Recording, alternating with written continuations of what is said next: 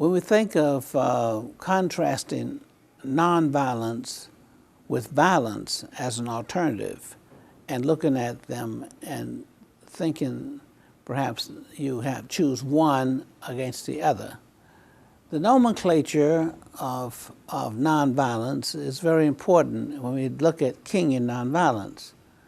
And the distinction is that nonviolent with a hyphen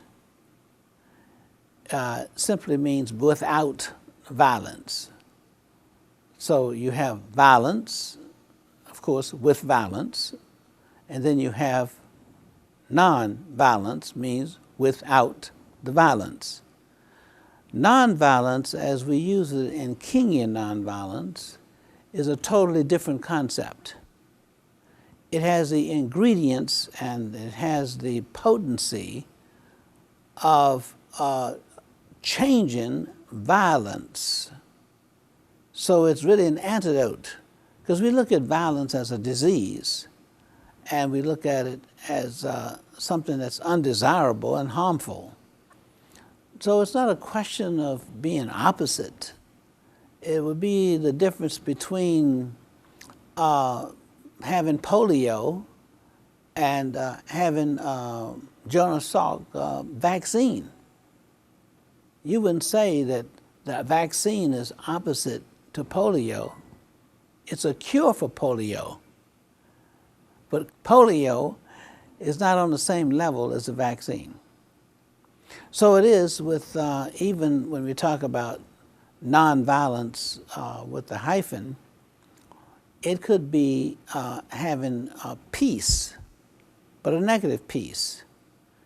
There's some type of peace that people call us, let's do this for peace sake.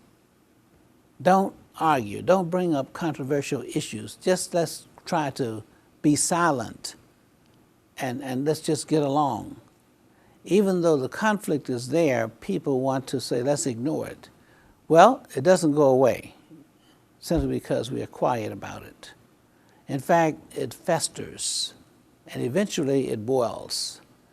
So nonviolence without the hyphen is a philosophy, it's a way of life, it's an approach to dealing with problems and addressing issues to the extent that they actually solve these problems. So they're not the opposite. It's the cure for a negative peace, silent peace. That negative peace is one where you have peace with suffering, peace with justice, quietude. So actually, nonviolence that we're talking about with Kingian nonviolence has the tendency to disturb negative peace. So disturbing the peace has been one of the charges levied against those who practice nonviolence. The question is, what kind of peace? Peace without justice. So it's always without. It's the non.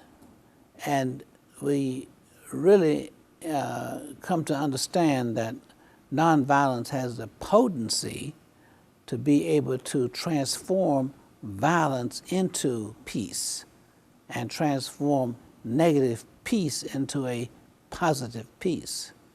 And that would be the difference between those two.